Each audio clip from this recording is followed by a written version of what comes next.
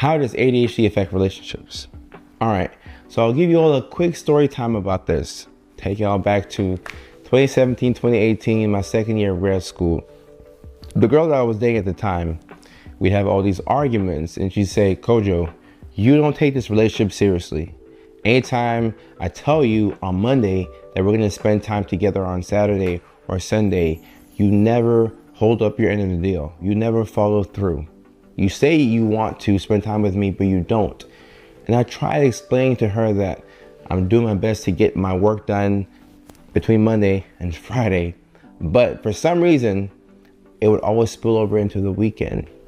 And that's how ADHD manifests in a lot of people's lives. It's not a condition of, I just can't focus all the time. No, ADHD is a condition where you struggle to regulate your attention, your focus, and your mood. Primarily your attention and your mood. So when your mood is up and down, the way that you feel is very important, but it changes all the time. And it makes it difficult for you to do things with consistency, especially when you add the fact that it's hard to regulate your attention, meaning that it's hard to focus on the thing that we want to focus on at the time that we have to focus on that particular thing.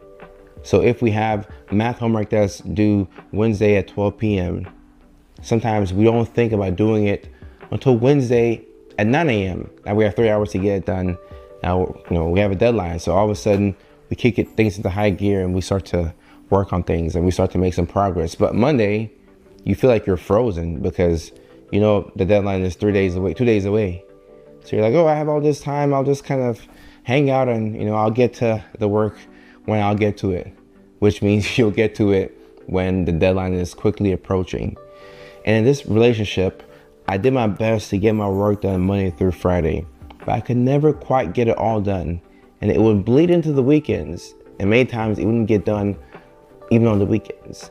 And it made my girlfriend at the time feel as if I wasn't putting a lot of effort into the relationship. Like I didn't care, I liked her, but she wasn't a priority to me, which was incorrect. But my inability to start something, to see it all the way through, and to finish it impacted not only my academics, but also my finances, my relationship, my work life.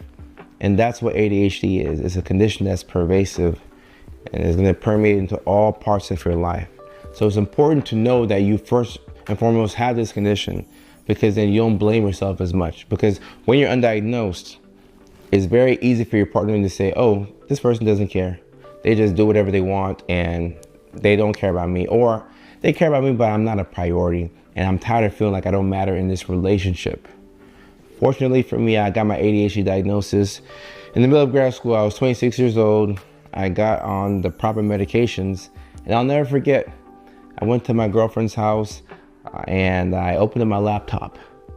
And instead of watching Chris Johnson, Tennessee Titans highlights for 3 hours, I opened up my laptop and I went straight to the Augusta University education portal, whether it's called Blackboard. I forgot what it was called, but I opened up the school portal and I began to do my work. I started just typing. And in about 2 hours, I was done with all of my work for the week. And this was like a Tuesday. And I'm sitting there with all this free time. And it's mind blowing because for the first time ever, my brain is quieted down. And I was able to get something done. I was able to start something, see it all the way through, and finish it. And then I looked over at my girlfriend and I said, all right, I'm done with my work. We can go out and do whatever the hell you want, because I'm finally done. And that's why it's so important for people to get diagnosis. And once you get diagnosis, you can get the right help and the right support and the right treatment. But without knowing any of this, the likelihood of fights is high. The likelihood of divorce in marriages is high. And nobody wants a life where you're always fighting and bickering. And a lot of people will DM me and say things like, oh, I got diagnosed with ADHD later in life, and I have all this guilt and regret because I lost so many good people because I didn't know what was going on with me. And to those folks, I say, hey, you did the best that you could with the information that you had. But now that you know, move forward, and tomorrow's a new day. Do the best that you can. But if you're watching this and you're watching in time and you suspect that you may have ADHD or any other condition, I always say it's 2024. There's no shame and going out there and seeking help.